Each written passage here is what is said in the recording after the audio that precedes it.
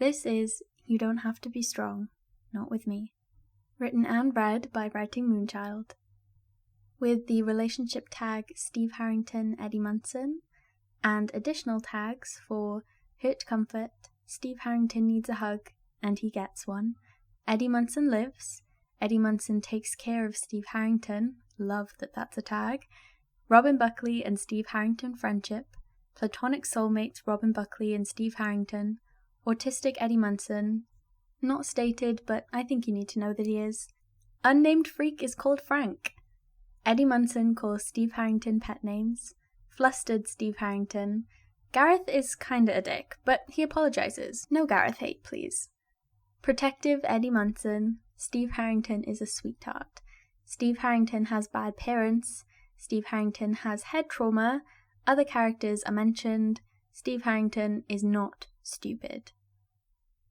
Summary. If Stephen Harrington was anything, it was resilient. He was the muscle of the group after all. If he couldn't be strong, what use was he?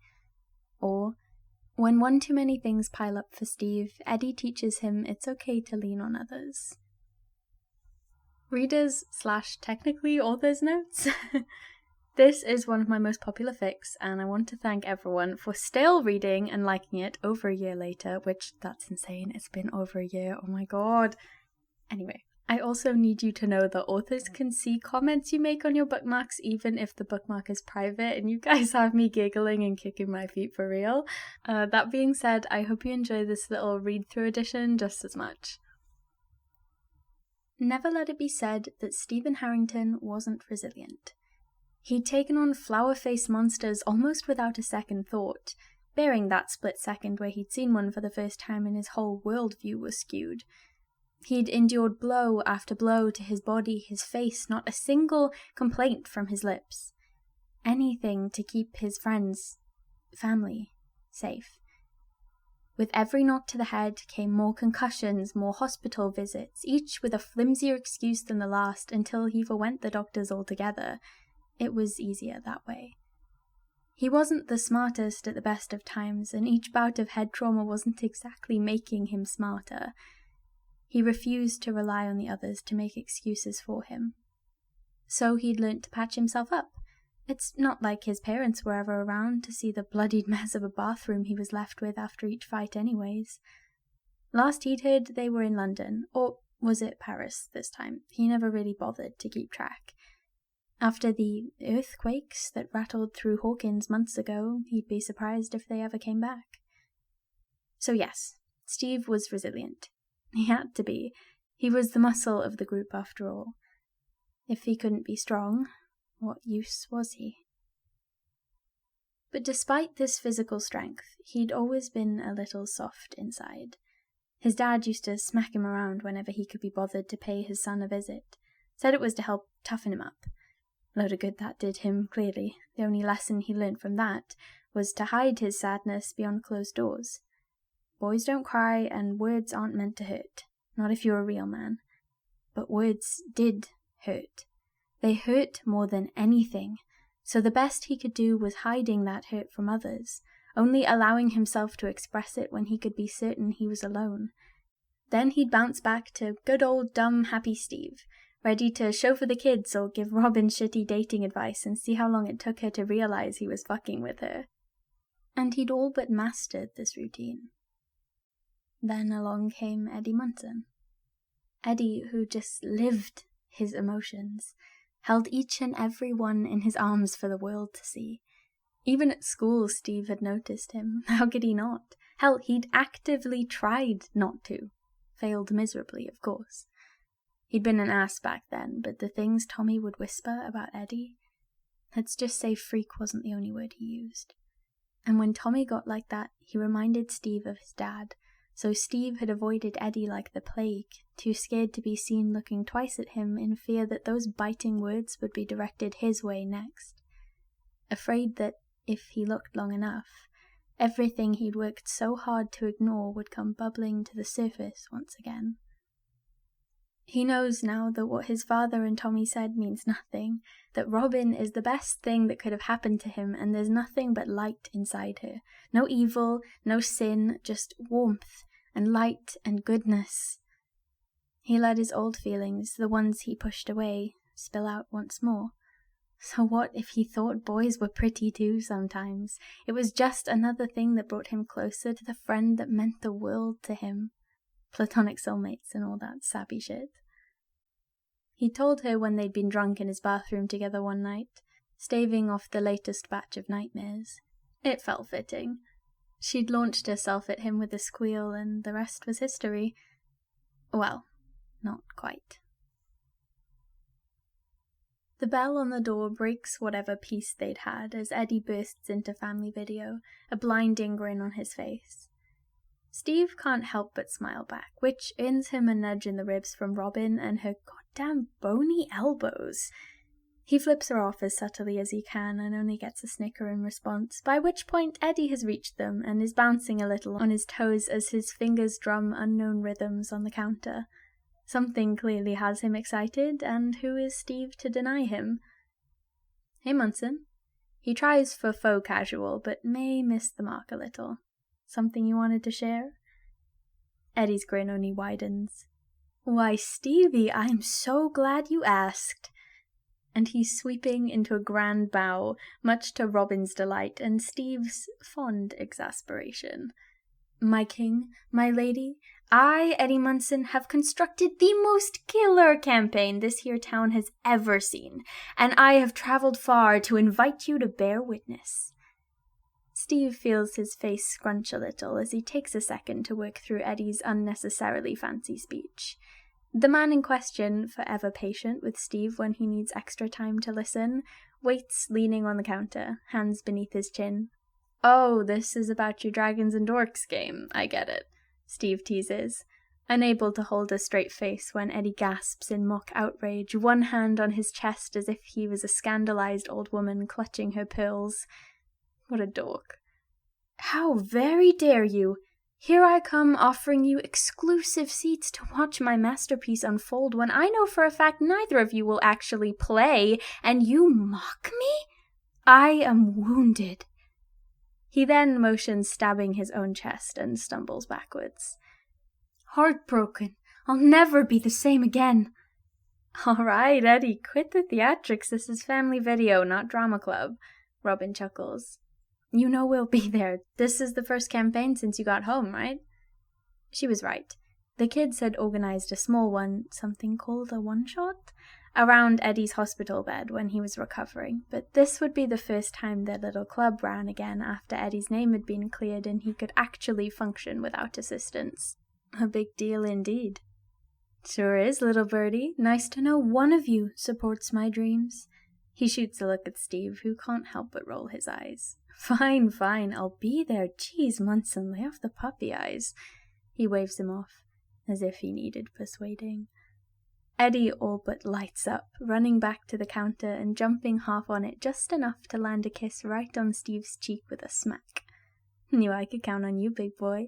He winks and runs right back to the door before Steve can even process what just happened. It's this Saturday, 5 o'clock. He directs at them both this time, then turns and yells over his shoulder on his way out. Oh, and we're using your house, Harrington. Hope you don't mind. Robin bends over cackling, breaking the silence that descended on them as Eddie disappeared. Your face, oh my god! She wipes a stray tear from her eye, trying to compose herself. Steve is still frozen, facing the doorway. She snaps her fingers in front of his flushed face, and he jumps a little, turning to frown at the smug look she has directed towards him. In true Steve fashion, he refuses to talk about it for the rest of their shift. So you can see, Eddie and his big emotions are proving to be quite the issue. Curse Steve's dumb, fragile heart. What makes it worse? Better? No, definitely worse. Is that Steve knows Eddie is gay. Robin is sure of it, and Steve trusts her judgment. That, and he isn't exactly subtle. The thing about Eddie is that even after all he's been through, he really doesn't care what the wider world thinks about him. He has his friends and his uncle, and he's content with just that. Steve wishes he could be the same. But the only guy Steve's ever really liked, enough to want to date him anyway, is Eddie. And Eddie might be openly gay, but that doesn't mean he likes Steve. He doesn't have a reason to. And he deserves better. So Steve sucks it up and resigns himself to friendship. If it's all he's going to get, then he's so fucking grateful he even has that. The day of the campaign, Steve is rushing around his house, making room for the pack of nerds soon to descend on the place. As much as he fusses and complains, he loves it, really. The feeling of people, warmth, noise in his usually barren space. It's why he had so many parties back in the day, though he's found he much prefers an evening in with the gremlins. No alcohol needed to feel appreciated, even if they have the tendency to tease him. He knows they don't mean it, really, and even if they do, they love him anyway. Dumb as rocks or not, he's a part of their group. So he's damn well gonna make this house into the best D&D space he can tonight. That means comfy chairs from various lounge rooms dragged around his dining table so they'd be at less risk of getting a bad back when the campaign inevitably drags on. Snacks he'd picked up earlier in the day are piled onto a separate table, because as much as those kids eat him out of house and home, he knows they'd also get pissy if there was no room on the main table to put their figures and shit. He currently has cookies in the oven because Claudia's given him a new recipe to try, and, the whole teenagers can eat like they have black holes for stomachs thing.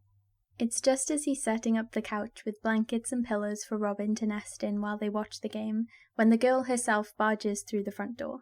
He'd given her a key after Starcourt. She needed to know for sure she was welcome any day, any time, if she needed him. He has since regretted that decision, but not really, as she likes to fumble her way in most days to talk his ear off about something or steal his food. Seriously, did no one else own a fridge? Hey Dingus, I come bearing candy and leftovers from my mom because she thinks you need to eat more, she says, making her way into the kitchen to dump her haul as Steve follows to greet her. He rolls his eyes at the comment about her mother. Yeah, well, you can tell your mom thanks, but maybe I would eat more if you and the kids didn't steal all my snacks. Oh, hush. She sticks her tongue out at him in an expression of maturity. You know you buy most of what's here for all of us. Half the stuff in your fridge you don't even like. She's right, of course, but admitting that would be letting her win. Bullshit, I buy food for myself and myself only. He takes the leftovers to the freezer. Some kind of pasta dish by the looks of things that he will enjoy immensely on a day he can't be bothered to cook. Robin huffs, but gives up for now, already munching on some of the candy she brought. So, she starts, a teasing tone to her words.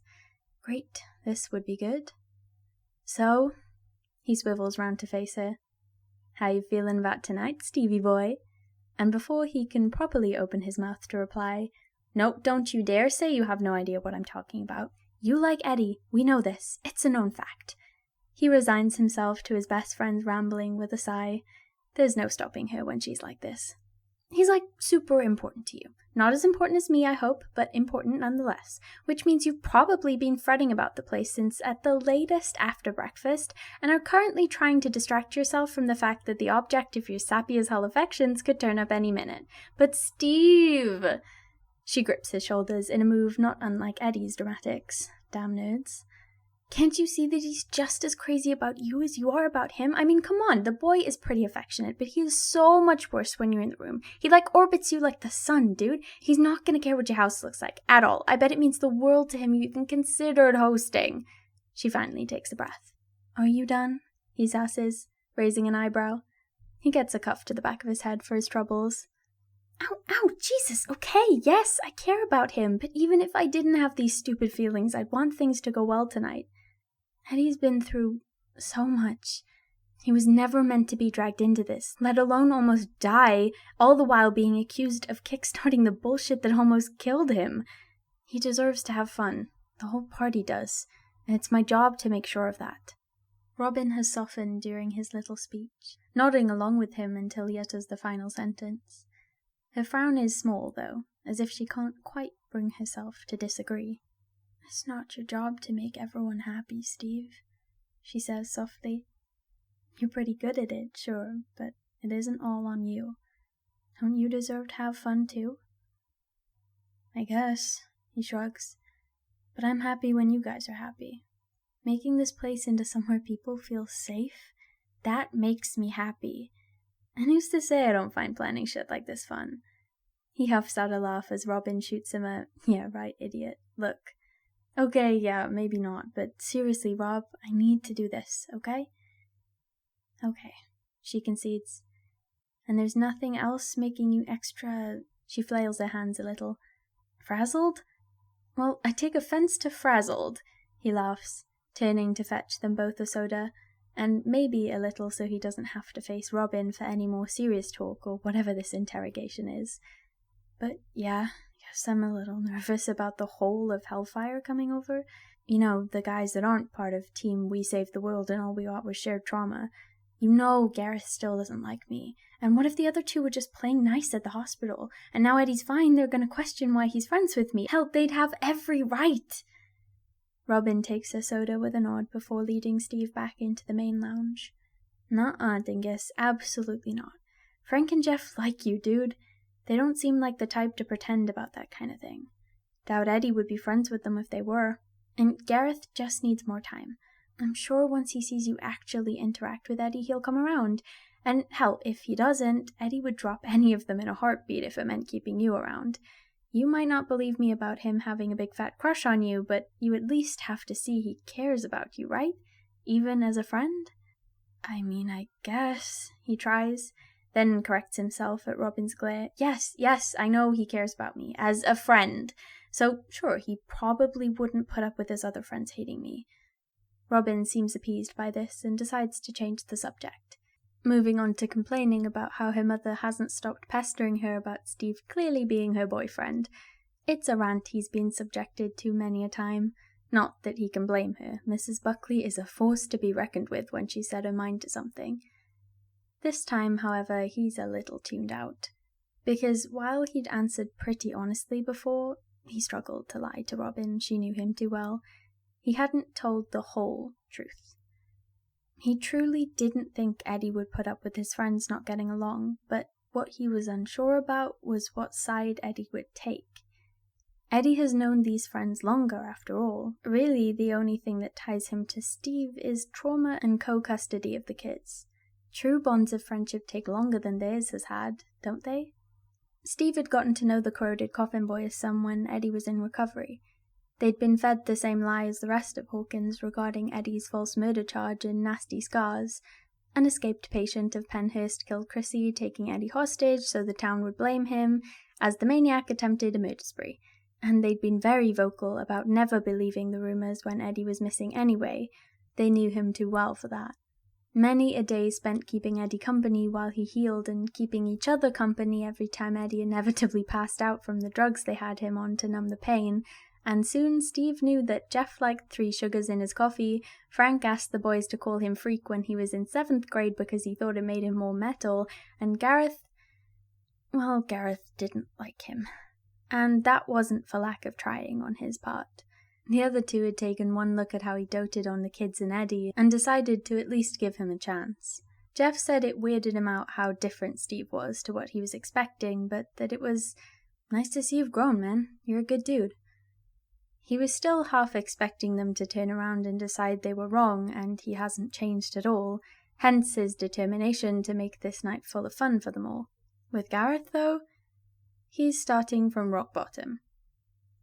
Back at the hospital, the guy would refuse to acknowledge he was ever in the room. The other two would roll their eyes and try to pull him into conversation, but Steve let it be. All of them had every right to dislike him. He was a horrible person back in high school, and honestly, he often wondered if he could ever truly be changed.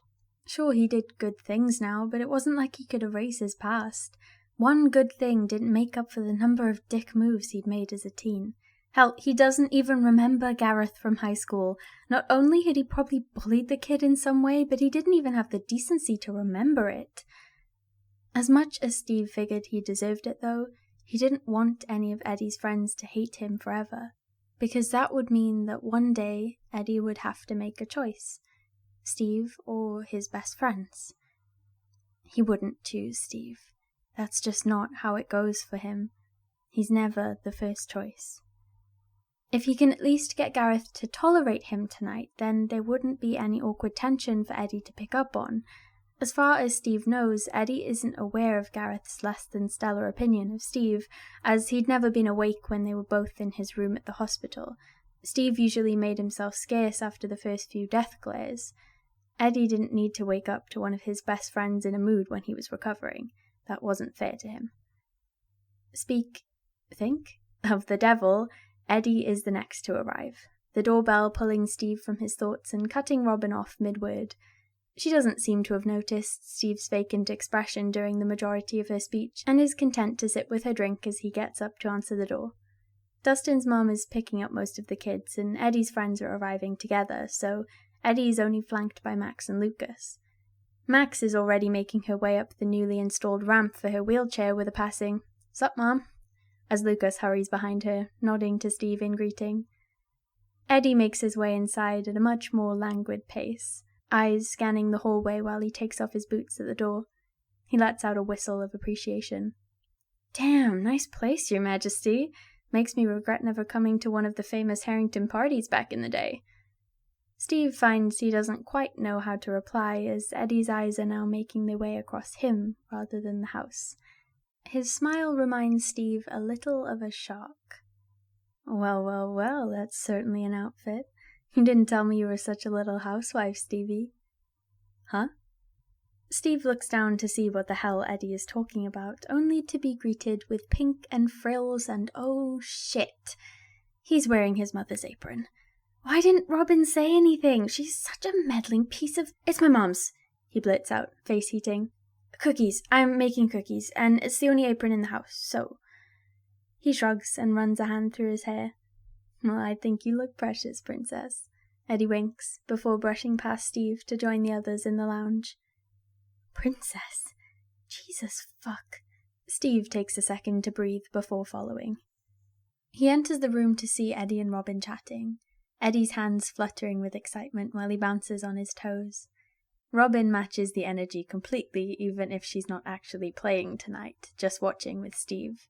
There's just something about the way Eddie expresses himself that's so contagious. Steve resolves then and there to make sure Eddie has the best night tonight. He'll put up with whatever Gareth might throw at him to see that smile, anxiety be damned. A spring in his step, Eddie moves away from Robin to survey the rest of the room, taking in the cozy atmosphere Steve has done his best to create. He even gave Eddie a taller chair than everyone else's. It's his dad's, and Steve will spend the next day agonizing over putting it back exactly how it should be on the minuscule chance his dad comes home and notices it's been moved, but Steve figures it's more than worth it. To emulate the throne Eddie has told him about from when they ran Hellfire in the drama studio. Seemingly satisfied with what he sees, Eddie bounds over and smushes Steve's face in his hands, rings biting into his skin a little. It's not an unpleasant feeling. "You've outdone yourself, sunshine," he grins. "Thank you." It's said so sincerely, Steve honestly wonders if people can get heart problems from overexposure to sweet metalheads. He clears his throat and shoves Eddie off him gently, trying to hide his flustered state. "It's nothing, man, really." Eddie nods, but his expression remains soft. "Hey Steve, you got any soda?" Max calls out, breaking the moment. Steve mutters something about demanding children, but grabs drinks for Lucas and Eddie too while he's at it. Once that's sorted, Eddie starts setting up his section of the table with dice, figures, and a huge board thing that's supposedly to cover his notes. Obnoxious knocking at the door that can only be Dustin gives Steve another opportunity to leave the room and stop watching Eddie like a creep. He waves to Dustin's mom as she drives away, and the kids file in, already chattering about what Eddie has in store for them. The boys have convinced both Max and Elle to play, though Erica is absent because she and Tina had more important things to do than hang with nerds. Even without her, the sheer volume these kids can reach when they all talk over one another is astounding. Elle, Max, and Lucas huddle together by Robin, apparently working out last-minute character details. Will and Mike are in their own world, so much closer again now that the Byers Hopper troupe have moved back to Hawkins. It's refreshing to see Mike not looking like a grumpy little douchebag. Dustin, of course, went straight to Eddie to see if he could weasel out any information about the upcoming campaign. As if Eddie would give anything away. Steve relishes in the relaxed, if loud, atmosphere of the place. This is how a home should always feel, he thinks. Some of the tension bleeds from his shoulders, and he makes his way back to the kitchen to take the cookies out of the oven, shouting across to the newcomers that drinks are in the fridge if they wanted any. Another knock on the door, and Steve makes sure to take the apron off this time before answering it, ruffling his hair in a nervous tick, forever worried that if his best feature looks bad, people will think he looks stupid. Eddie bounds over to join him in welcoming the new guests, a comforting hand on Steve's elbow as he reaches the door, as if to say, "I'm here. Leave this to me. You're okay." It's probably just Eddie excited to see his friends, though. He's a pretty touchy-feely guy. Steve was looking too much into it. Not everything had to mean something. As Eddie greets the boys, his hand still holds Steve, as if he's forgotten it's there, pulling Steve's arm around as he speaks with his hands like he does when he's happy. Steve is so focused on the point of contact, he doesn't really register what's being said. Jeff makes his way in first, giving Steve a happy smile and nod in greeting. He seems like a chill guy. Definitely the least suspicious of Steve when they first saw him guarding Eddie's bedside at the hospital. Steve makes sure to give a quick, "Hey, lounges through there," and hopes his smile doesn't show how nervous he really is. Frank pushes Gareth inside next with a quick nod to Steve and follows Jeff through to the main room. A man of few words as always. Gareth, however, lingers in the hallway, taking it in with an unimpressed look. Steve takes a breath, but before he can greet the guy, he feels Eddie's hand tighten on his arm. Glancing over, Eddie's gaze appears a little stormy. Steve here's been nice enough to let us use his house for our game when he doesn't even play. Eddie raises a brow at his friend as he speaks. Least you could do is say hello. Reluctantly, Gareth turns to face Steve properly. Sup, King Steve? And with that, he leaves Eddie and Steve in the hallway, unaware of the flinch that name causes. It's a reminder of who Steve used to be, and he tells himself it's a good thing. Keeps him from forgetting, from getting too used to his new, easy friendships. It wouldn't do to forget who he used to be. It means he'll do everything he can to never be like that again. That doesn't stop the name from stinging his skin like a slap to the face. Eddie looks like he wants to say something, but Steve holds up a hand with a smile and only semi-forced sounding chuckle. I deserved that, dude. Go do your thing. Don't want to keep them waiting. And Eddie doesn't look happy about it, but he does so anyway, with a quiet, "Okay, Stevie." Steve returns to the kitchen and plates up the cookies, regulating his breathing like Robin taught him. Everything is going to be fine. Gareth not liking him doesn't guarantee that Eddie will leave him. One failed night isn't the end of everything. And who knows, maybe he can turn this round after all. Squaring his shoulders, he takes the plate of cookies into the lounge to place with the other food and slumps quietly next to Robin on the couch he set up angled so they can watch. She opens her mouth, clearly intent on checking up on him, but he shoves a cookie in there before she can, and she rolls her eyes, but munches in silence regardless. She's absolutely plotting to corner him later. Between bites, she whispers to him that Eddie has clearly been stalling, waiting for Steve to settle in before starting the game, and Steve can't help but smile. It'll be easier for him to follow the action now that he hasn't missed anything. He looks up, immediately meeting Eddie's eye, and the DM winks at him before standing, drawing everyone's attention as he begins. Gareth seems to have perked up now that Steve isn't in his line of sight, and Steve allows himself to be cautiously optimistic about the matter. It's all going fine until the first mandatory break. Steve had set that little rule in place back at the hospital when he found out how long these games usually go on for. Eddie indulged him as usual with a, "Mom's house, mom's rules, sorry kids." And this time, Steve didn't even have to remind anyone before Eddie claimed a break was due to help build suspense. The kids descended on the pile of food he prepared like a pack of starved wolves, and Steve finds himself smiling before he hears a not-so-mumbled, "Fucking rich kid. What, he thinks he can flaunt his money all night and it's gonna make everyone like him more?" The smile drops. He wants to say how he actually paid for all of the food with the money he earned from his minimum wage job because his parents haven't cared enough about his existence to give him any of their money in years. They only pay the house bills on the off chance they fancy a visit and want the house to be livable. But he doesn't want to cause a fuss. Gareth has no way of knowing what Steve's home life is like. He's perfectly valid for making assumptions like that. Jeff smacks his arm with a frown, but doesn't say anything to retaliate, probably reluctant to make a scene as well. That, or he secretly agrees with Gareth. A voice whispers in Steve's head. It's the same voice that likes to tell him he's useless most days. The one that sounds uncomfortably like his dad, so he tries not to take it to heart. He's just happy Eddie was too preoccupied arguing, affectionately, with Mike to hear. Despite Gareth's comment, he does snatch up some gluten-free chips Steve had made sure to pick up when he found out about the guy's dietary restrictions. He takes that as a win. Eddie gives up on Mike with a huff, turning to saunter over to the couch instead. So, how are we liking the campaign so far? He directs at Steve and Robin.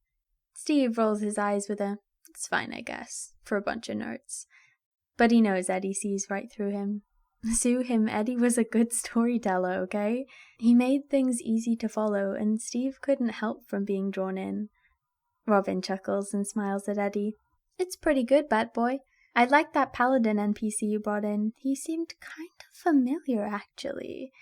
She trails off with a knowing look, and Eddie pulls some curls over his face as he clears his throat. Delusional Buckley, but whatever. The moment passes, and Steve gives up on working out whatever the hell just happened. "I'll make D&D nerds out of the two of you soon enough." Steve scoffs and Robin cackles, the two of them denying what is probably inevitable. Eddie doesn't need to know that, though. Steve feels warmth grow in his chest as he watches the two of the most important people in his life bicker fondly, pleasantly distracted from his worries. The next time Eddie calls for a break, he graciously doesn't leave his players on a cliffhanger, and everyone's ready for dinner. Steve had gestured over to him when the party were discussing strategies to fight the latest big baddie, holding up some scrap paper with a badly drawn pizza on it and a question mark. At Eddie's smile and nod, he'd ordered for everyone, having their preferences down already. He'd asked Eddie about the band guy's usual takeout orders a couple of days before in preparation. Eddie calls the break about 10 minutes before the pizza is due so they can clear the table enough to eat. He left his cardboard screen thing up to protect his masterpiece from prying eyes, but there was still plenty of room for everyone to sit comfortably. He also insists on helping Steve bring the pizzas in, and they set them on the table together, making sure everyone has their favorites within reach. Once that's done, Eddie dusts his hands off and tells Steve to grab some chairs for him and Robin. "Oh, it's fine, Eds, we'll just sit at the kitchen island," he starts, but Robin is already skipping off to grab a chair from said kitchen and drag it in. Steve remains rooted to the spot. He really doesn't want to intrude. He's not actually a part of the game, after all. Just because it's his house doesn't mean he should feel entitled to push his way into their break time. The kids join Eddie in badgering him to sit down, even through mouthfuls of pizza they've already scoffed, but Steve is starting to feel a little overwhelmed, and he knows moving things around to join them will only cause more fuss when they have to move things back to continue the game later. Just as he's about to insist he's fine in the other room, Gareth chimes in with a snort. "Let him go. If he stays, he'll only lower the IQ of the room anyways." Silence. And Steve just crumples. Tears gather in his eyes, and he swiftly leaves the room, brushing past Robin as she makes her way back to the lounge, clumsily supporting the weight of a chair. He vaguely registers her saying his name, but he doesn't stop to explain. He can't let anyone see him like this, crying over a stupid joke. Pathetic. And the thing is, he knows he's dumb. The kids rib him about it often enough, but it felt different when Gareth said it. It felt like Gareth meant it. He can hear a commotion in the lounge over his quickening breaths, but he can't bring his feet to move back in there. Instead, he wraps his arms around himself and listens. Everyone's voices overlap with similar demands of, "Why would you say that? What the fuck, dude? And seriously? That was so uncalled for. A voice that is so recognizably Eddie's calls for quiet, and surprisingly, everyone listens. Loud enough to be heard by Steve, but quieter than the kids and Robin had been, Eddie speaks. He doesn't sound angry. He sounds livid. You don't get to say things like that. He starts, voice calm in a dangerous way. After all Steve has done to make you feel welcome, not expecting a single thank you. Good thing really, seeing as you haven't given him one. There's a growl to his words now, but he's still yet to raise his voice. It sends a chill down Steve's spine. Did you seriously think it was cool to make him feel even more fucking unwanted in his own home? Huh? Because if that's how you want to be, then you can see yourself out. A pause. No one seems to move an inch. I'm not friends with bullies. No one else speaks, and Steve hears footsteps making their way into the kitchen. His breathing picks up again, unsure who is about to witness him losing it. It's Eddie, of course. All it takes is one look and the soft muttered, "Oh, baby," for Steve to break. He lets out a sob, and Eddie rushes over to gather him in his arms, shielding him from the hurt. He tries to stop crying, but Eddie's running a hand through his hair and he can't help it. He's bottled up so much from the moment he woke up this morning, and it feels so good to finally let it out. Still, this was supposed to be a good day for Eddie, and Steve can't help but feel like he's ruining it. "I'm sorry," he manages between hiccuping breaths. Eddie only holds him tighter. "Shh, Angel. None of that, okay? You have nothing to be sorry for." And Steve shakes his head in protest, so Eddie continues. "Gareth was being a dick all night. He shouldn't have said what he said, and his behavior is not on you." "But he's right. I'm just dumb, and the only reason I'm here is because my house is big enough to fit everyone." Jesus, he needs to get his crying under control. "No, Stephen Harrington, you are not dumb." Eddie places a finger under Steve's chin and gently lifts it so they're face to face. Steve is too dejected to even bask in the closeness. "Look at me, sweetheart. You are smart. You are smart and wonderful and so good with those kids. You care so much about everyone around you, even if no one shows you the same kindness. I know you think the shitty things you did as a teenager define you, but it's the way you grew that shows the kind of person you really are." Steve finds himself sniffling less due to sadness and more out of affection for the man in front of him the more he speaks. And that person is someone everyone would want to be around if they just took the time to know you. As Steve settles a little, he tries to straighten up, pulling away from Eddie as much as he can bring himself to, which isn't very much. "Thank you," he says, his voice only a little wobbly now. "And sorry for all that. I know Gareth didn't mean any harm. He's your friend. He isn't a bad guy." Eddie reaches out once more and holds Steve's face in his hands oh so gently. He speaks clearly, with absolute certainty. "You mean the world to me. I won't stand by and watch anyone make you feel shitty about who you are, friend or not. No matter what you seem to think, you aren't the problem here. You're hurt because a person I vouched for took advantage of your tolerance and kindness, and I am so sorry for that. It shouldn't have happened, and it won't happen again." Eddie's brows scrunch up a little, in a move that at any other point Steve would obsess over the cuteness. "You're allowed to feel things, Steve. You're allowed to be vulnerable. Let other people take the reins for once. Let me." And who is Steve to deny him? He gives a tiny nod, and Eddie sighs in relief, leaning forwards till their foreheads rest against each other. This is how they stay, just breathing each other in, until they hear a small cough and shuffle of feet behind them. Gareth stands in the doorway, looking sheepish and maybe a little scared. Eddie tenses up again, but Steve grabs his wrist before he can move. "I'm sorry," Gareth starts, and Eddie relaxes minutely.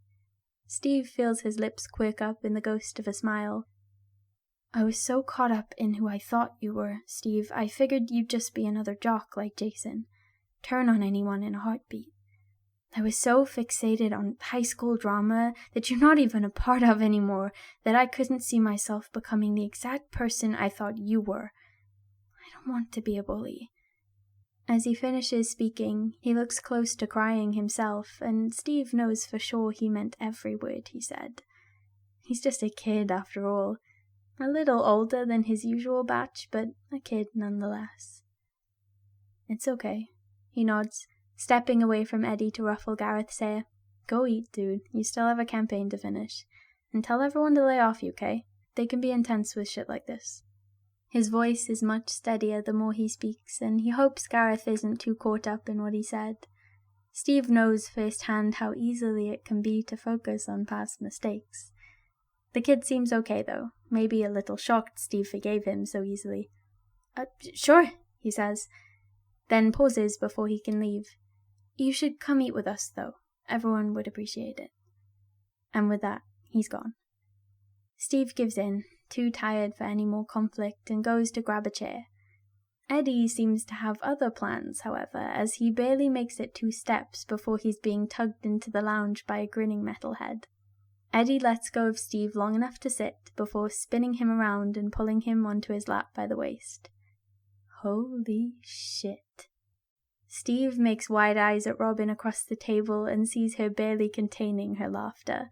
Literally everyone else is completely unfazed, and they all continue their conversations, slowly warming back up to Gareth, with various pizzas almost finished.